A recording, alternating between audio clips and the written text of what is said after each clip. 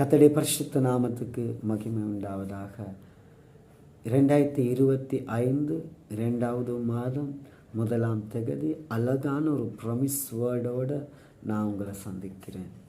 நாம் வாசிக்க போகிறோம் உபாகமம் 28வது அதிகாரம் 14வது வசனம். இவ்வண்ணமாக கூறப்பட்டு இருக்கிறது. இன்று நான் உங்களுக்கு விதிக்கிற உன் தேவனாகிய கர்த்தரின் கட்டளைகளை கை கொள்ளவும் அவைகளின்படி நடக்கவும் அவைகளுக்கு செவி கொடுத்து வந்தால் கர்த்தர் உன்னை வாளாக்காமல் தலையாக்குவார், நீ கீழாகாமல் மேலாவார். எனக்கு பிரியமான தேவனுடைய ஜனமே, ஆண்டவருடைய நோக்கம் என்ன?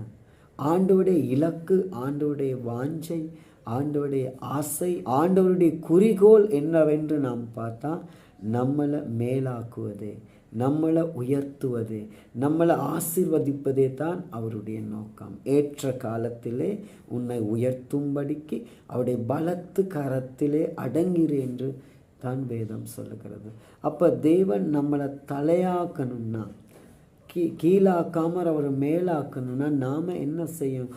ஆண்டுடைய வார்த்தைக்கு நாம் 100க்கு 100 கீழ்ப்படியணும்.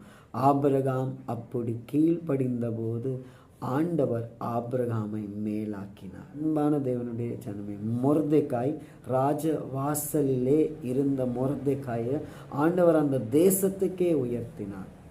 ஆண்டவருக்கு இருக்கிற வாஞ்சை நம்மளை உயர்த்துவதே, நம்மளை ஆசீர்வதித்து நம்மளை மேன்மைப்படுத்துவதே. நாம் என்ன செய்ய வேண்டும்?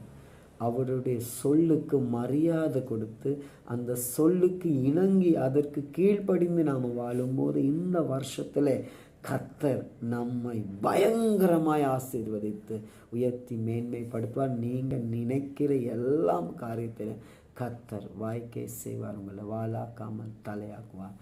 நீங்கள் நல்லா இருப்பீங்க. இந்த மாதம் உங்களுக்கு ஆசீர்வாதமாக இருக்கும்.